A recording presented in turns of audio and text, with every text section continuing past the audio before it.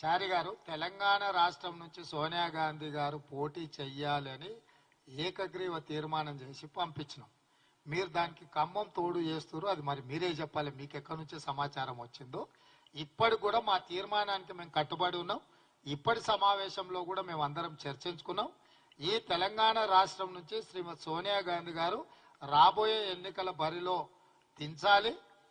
మా బట్టి విక్రమార్క గారు స్పష్టంగా తెలంగాణ సమాజానికి విజ్ఞప్తి చేసిండు, సోనియా గాంధీ గారు నామినేషన్ వేస్తే ఏకగ్రీవంగా ఎన్నుకుంటేనే తెలంగాణ ప్రజలకు ఇక్కడ ఉండే పార్టీలు గౌరవం ఇచ్చినట్టు.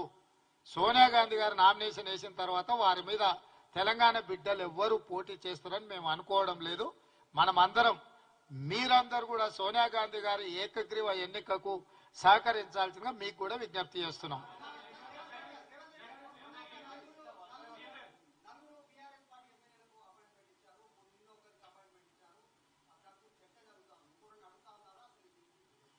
ఎవరు ఎమ్మెల్యేలు అడిగినా ముఖ్యమంత్రిగా అపాయింట్మెంట్ ఇస్తా. కేసీఆర్, హరీష్, కేటీఆర్ కూడా ప్రజా సమస్య